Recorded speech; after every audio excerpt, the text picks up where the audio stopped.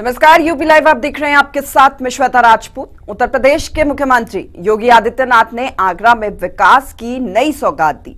CM योगी ने 635 करोड़ रुपए की लागत से तैयार 128 परियोजनाओं का लोकार्पण और शिलान्यास किया। देखिए।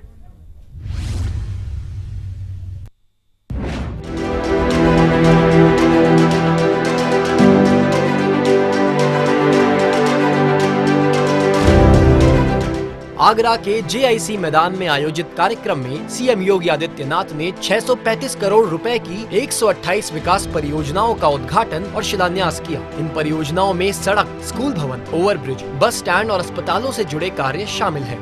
सीएम ने सुशासन प्रदर्शनी का जायजा लिया और 400 छात्र छात्राओं को लैपटॉप व टैबलेट वितरित किए। इससे पहले सीएम राजमंडी के दरियानाथ मंदिर पहुंचे, जहां उन्होंने बाबा भैरवनाथ के दर्शन किए और ढाल कार्यक्रम में हिस्सा लिया। संतों से मुलाकात के बाद धर्म सभा को संबोधित करते हुए सीएम ने कहा, सनातन धर्म ही एकमात्र ऐसा धर्म है जो दुनिया में सबसे ताकतवर है। ये धर्म हमें एकता, भाईचारा और मानवता की शिक्षा देता है। ये ताकत केवल सनातन धर्म में ही है। उसी सनातन धर्म को पुष्ट करने के लिए, मजबूत करने के लिए भारत की शैव परंपरा के एक प्रमुख पंथ के रूप में नाथ पंथ की अपना महत्वपूर्ण स्थान है। उत्तर से दक्षिण तक, पूरब से पश्चिम तक उस एकता के ज्वार ने सभी बाधाओं को दूर करते हुए, सभी बाधाओं को पार करते हुए राम जन्मभूमि के आंदोलन को इतना प्रचंड तेज के साथ भर दिया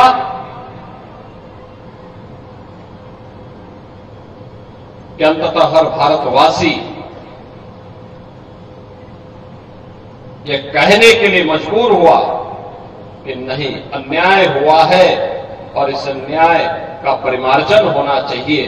और माननीय उच्चतम न्यायालय ने अंततः निर्णय देकर के अयोध्या में से राम मंदिर के निर्माण का मार्ग प्रशस्त किया और प्रधानमंत्री मोदी जी के करकमलों से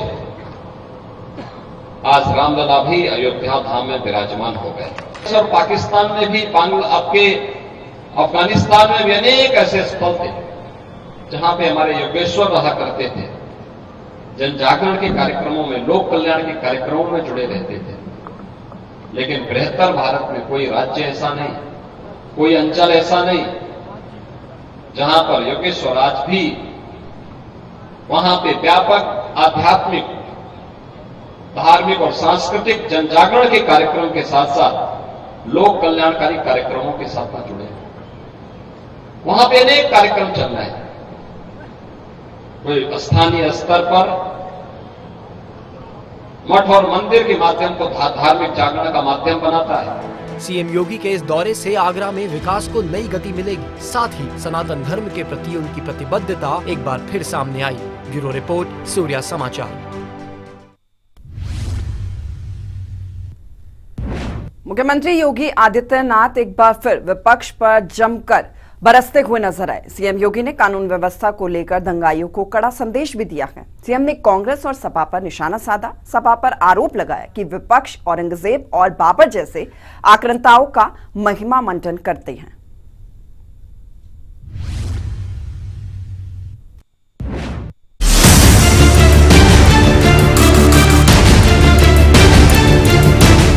सीएम योगी अपराध और अपराधियों को लेकर सख्त हैं। लखनऊ में आयोजित एक वार्ता के दौरान सीएम योगी आदित्यनाथ ने कहा कि उत्तर प्रदेश अब विकास और विरासत के बीच समन्वय बनाकर आगे बढ़ रहा है। सीएम योगी ने दावा किया कि आज प्रदेश में बेटियां घर से बाहर निकलते समय सुरक्षित महसूस करती हैं। तो जो न्याय मानते होंगे उनके लिए न्याय होता है। जो स्वयं न्याय को, कानून को अपने हाथों में लेते हैं, तो बहुत बार कानून के दायरे में रहकर के उनको सबक भी सिखाया जाता है। जो जैसे समझेगा उसको उसी भाषा में समझाना चाहिए। आप मुझे बताइए, कोई हिंसक बनकर के प्रहार करने के लिए आ जाए हमारे सामने और हम उसके सामने गिड़गिड़ाएं, ये नहीं। अगर वो हिंसक बन के आया तो उसको पहले उसकी हिंसा का प्रतिकार तो वहां पे करना पड़ेगा ना। भारत जोड़ो, भारत तोड़ो अभियान का हिस्सा है। ये जहां जाते हैं, दक्षिण में जाएंगे तो उत्तर भारत की निंदा करेंगे, उत्तर में आएंगे तो दक्षिण की निंदा करेंगे, भारत से बाहर जाएंगे तो भारत की निंदा करेंगे। इसलिए इनके आचरण को देश समझ चुका है। लेकिन भारत की राजनीति में भारतीय जनता पार्टी के लिए राहुल जैसे कुछ नमूने जरूर रहने चाहिए, जिससे एक रास्ता हमेशा के लिए साफ होता रहे, अच्छा रहे। संभल में पिछले साल नवंबर में शाही जामा मस्जिद के सर्वे के दौरान हुई हिंसा का जिक्र करते हुए सीएम ने कहा, संभल का सच सबको दिखाएंगे। संभल में 68 तीर्थ स्थल हैं, हम सभी को ढूंढेंगे। जो कुछ भी वहां हुआ है हम उसे पूरी दुनिया को दिखाएंगे। जितने भी होंगे सब ढूंढेंगे, जितने भी होंगे सब ढूंढेंगे, सब निकालेंगे और दुनिया को बोलेंगे कि भगवान ने जिसको आंखें दी हैं वो आके देखो तो क्या हुआ था संभल में। देखिए, संभल एक सच्चाई है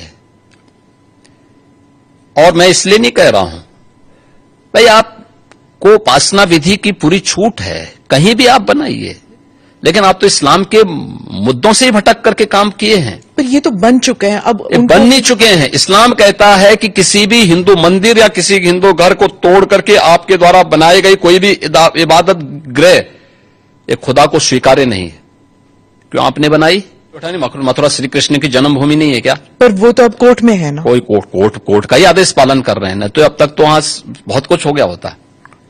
तो अयोध्या, काशी और फिर मथुरा भी, और कितने और? आप मुझे बताइए, सनातन हिंदू धर्म के जो महत्वपूर्ण स्थल हैं, उन सभी स्थलों को हमारी विरासत के प्रतीक हैं। देखिए, डॉक्टर राम मनोहर लोहिया के नाम पे राजनीति बहुत सारे लोग करते होंगे। संभल में 65 निकाल रहे हैं आप, तो फिर 65 नहीं, वहां 68 सभी तीर्थों को हम निकाल रहे हैं। 54 से अधिक निकल चुके हैं और बाकी सभी को ढूंढ रहे हैं। शास्त्रीय प्रमाण उसके मौजूद हैं, उनको दिखा रहे हैं कहां कहां हैं। जिसने भी कब्जे किए होंगे उनको एक एक करके सबको निकाले। विपक्ष पर हमला बोलते हुए सीएम ने राणा सांगा और औरंगजेब विवाद का मुद्दा उठाया। सीएम योगी ने कहा, ये वही लोग हैं जो जिन्नावादी सोच का समर्थन करते हैं। इन्हें राणा सांगा या इतिहास की कोई समझ नहीं है। ये वो औरंगजेब को महिमा मंडित कर रहे हैं। वे सब लोग उस कैटेगरी में खड़े हो चुके हैं। उनके नेताओं ने मुंबई से लेकर के लखनऊ तक, ये सभी लोग तो महिमा मंडन करने वाले लोग हैं। तो जिनका जैसा आदर्श होगा तो वैसे ही उनका स्वयं का चरित्र भी होगा। यही तो हमारी संस्कृति भी कहती है, शिवो भूत्वा शिवम यजेत। और ये लोग जिन्ना को महिमा मंडन कर रहे थे।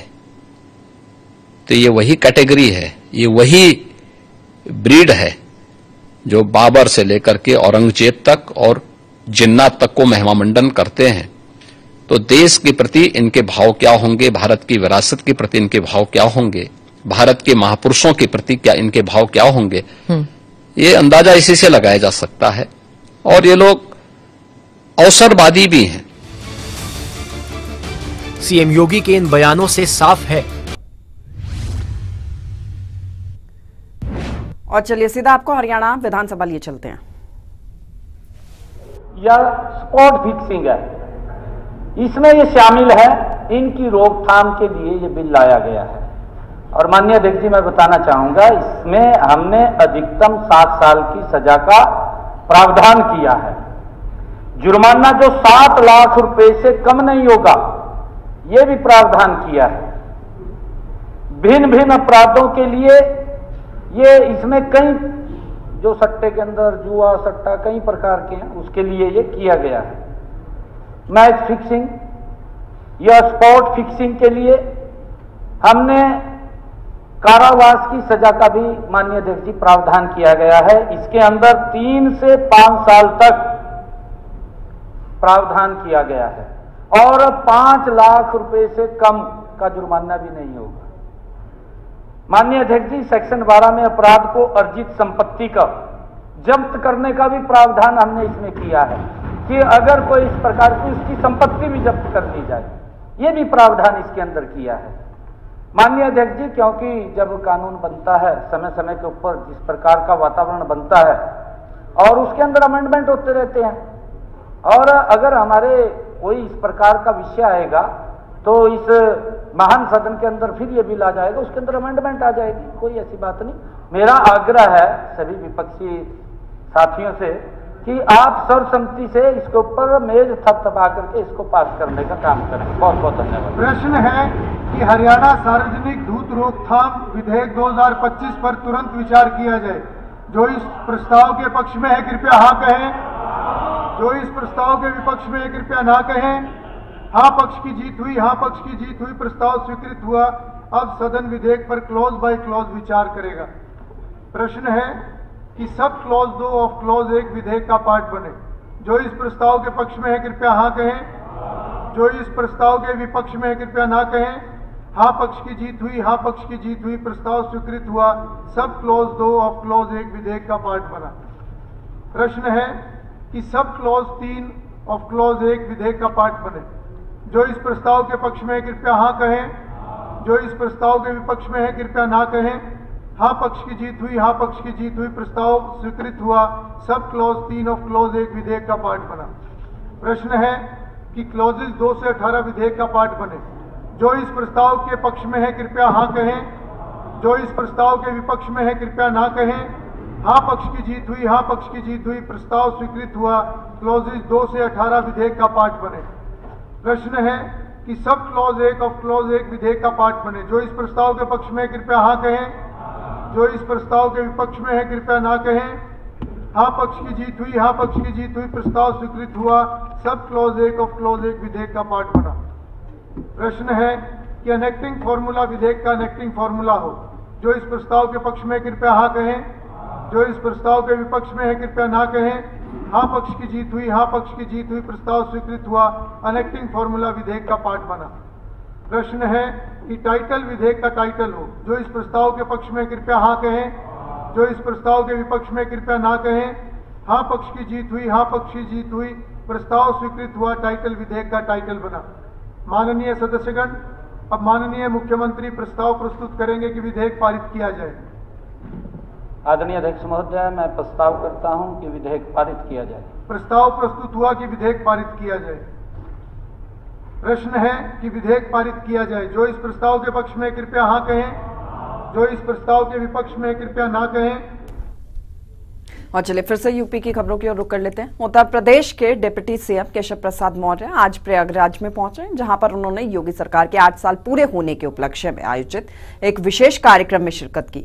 इस दौरान उन्होंने सरकारी योजनाओं की उपलब्धियों पर चर्चा की और जिला पंचायत सभागार में योजनाओं की प्रदर्शनी का अवलोकन भी किया।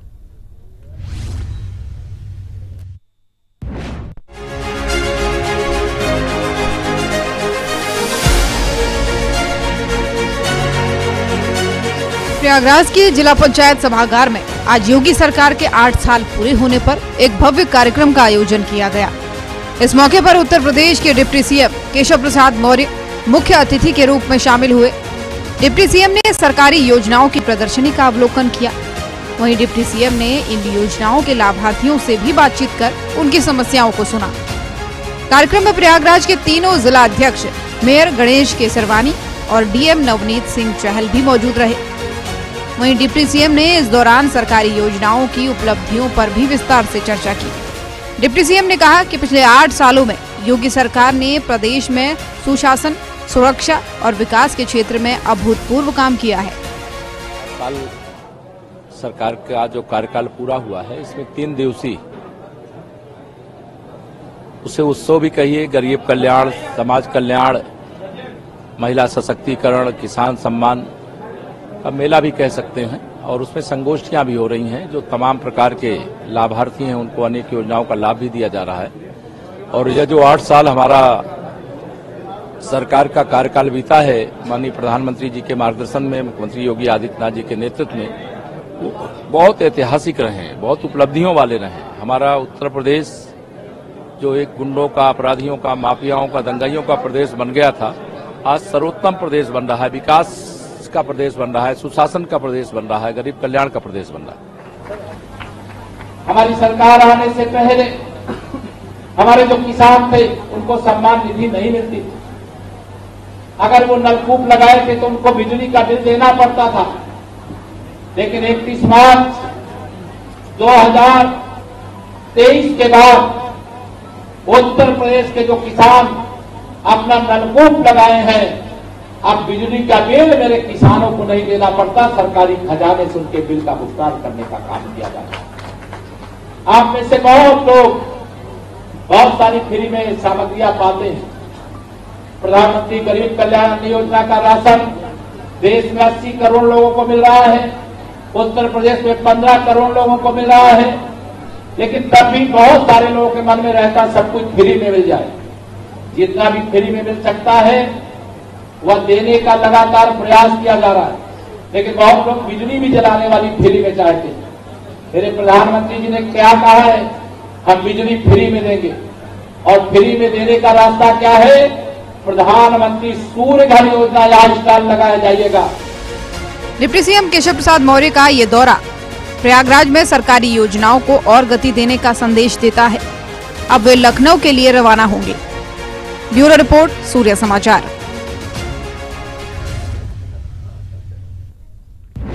और चलिए आगे बढ़ेंगे खबरों में। उत्तर प्रदेश के संभल में आगामी ईद और रामनवमी के त्योहार को लेकर प्रशासन पूरी तरह से अलर्ट पर है। संभल कोतवाली में शांति समिति की बैठक हुई, जिसमें प्रशासन ने सख्त निर्देश जारी किए हैं। पिछले साल नवंबर में शाही जामा मस्जिद सर्वे के दौरान हुई हिंसा के बाद से संभल में तनाव का माहौल चल रहा है, जिसके चलते प्रशासन कोई जोखिम नहीं लेना चाहता।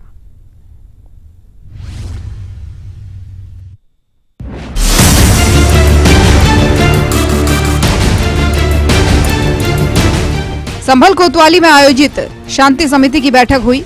इस बैठक में सीओ अनुज चौधरी, एएसपी श्रीश चंद्र और एसडीएम वंदना मिश्रा सहित कई अधिकारी मौजूद रहे।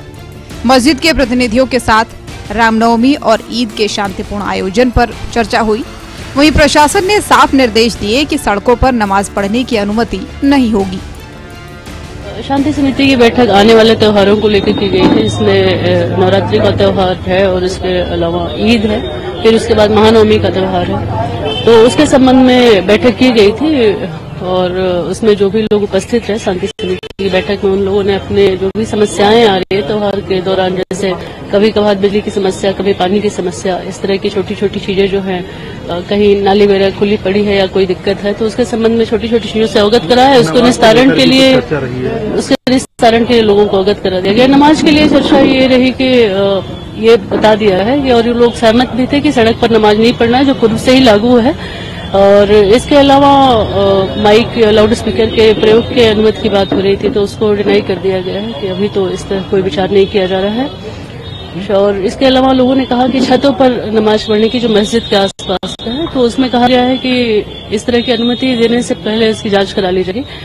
अगर लगता है कि इसमें किसी भी तरह की कोई अनहोनी होने की संभावना है, तो इस तरह की अनुमति हम नहीं दे पाएंगे। पुलिस प्रशासन ने दो टूक शब्दों में कहा कि किसी भी तरह के उपद्रव को बर्दाश्त नहीं करेगा। संभल में पहले हुई हिंसा के बाद से प्रशासन अब सतर्क है और शांति बनाए रखने के लिए हर संभव कदम उठा रहा है। हम अपने जहां हम रहे, हम वहां कोई इस तरह की शांति व्यवस्था भंग ना हो, तो आप सब विश्वास के साथ रहें। भाई ऐसा कोई किसी के साथ कुछ वो नहीं होगा, पर हर आदमी को अपना अपना अधिकार है। पर आप यदि ईद की सिवैयां खिलाना चाहते हो, तो आपको गुजिया भी खानी पड़ेगी। ये गुजिया खाओ, हम ये सिवैया, तो दोनों पक्ष खाओ। पर यहां गड़बड़ हो जाती है, जहां एक पक्ष खाने को तैयार, दूसरा खाने का, तो यहां भाईचारा खत्म हो जाए। हम स्पष्ट मतलब बोल रहे हैं, कुछ भी है, तो ये चीज नहीं है। हम नेतागिरी नहीं कर रहे हैं, ना हमें नेतागिरी का हमारा कोई इरादा है, कम नेतागिरी करेंगे। हर आदमी अपने तरीके से पेश कर रहा है, कौन कैसे पेश कर रहा है क्या नहीं। तो आप सबको मेरी तरफ से बहुत बहुत शुभकामनाएं। इससे पहले होली का त्योहार भी प्रशासन की कड़ी निगरानी में संपन्न हुआ था। संभल में संवेदनशील इलाकों में ड्रोन और सीसीटीवी के जरिए लगातार निगरानी रखी जा रही है। वहीं प्रशासन ने सुरक्षा व्यवस्था और मजबूत करने के लिए 38 नई पुलिस चेक पोस्ट बनाने का फैसला किया है। इसके अलावा कई जगहों पर हाई रिजोल्यूशन सीसीटीवी कैमरे लगाए गए हैं जो 24 घंटे गतिविधियों पर नजर रख रहे हैं। वहीं जामा मस्जिद के सचिव मसूद फारूकी ने प्रशासन को हर संभव सहयोग करने की बात कही है। सड़क पर कोई नमाज नहीं, और दूसरी बात माइक की है, क्योंकि अंदर माइक बहुत जितना आपने वॉल्यूम बता रखा है, इंस्पेक्टर साहब भी मौजूद हैं, नमाज के वक्त उतना ही वॉल्यूम चलता है। अब ये बाहर कोई आवाज नहीं आती है, तो क्योंकि बाहर चबूतरों में तीनों साइड में नमाज होनी है, तो एक एक बहुत कम वॉल्यूम में, जैसे आप परमिट करें जो है ऑथेंटिक, उसी के वॉल्यूम में वहां पर नमाज के लिए 1 घंटे के लिए लग जाए, जिससे नमाजियों को आवाज आ जाए। पिछले साल भी लगे थे कम वॉल्यूम पर। तीसरी बात आई अभी के ईद की नमाज की इमामत की, इसके बारे में मेरी प्रशासन से यही है कि वो उनकी एक मीटिंग लें, जो इमाम पढ़ा रहे हैं उनके बारे में अपने सामंजस्य बनाकर वो तय करें। ये उनका विषय है, जामा मस्जिद कमेटी का ही विषय नहीं। संभल में प्रशासन की सख्ती और सतर्कता से त्योहारों को शांतिपूर्ण तरीके से संपन्न कराने की कोशिश की जा रही है। ब्यूरो रिपोर्ट, सूर्य समाचार।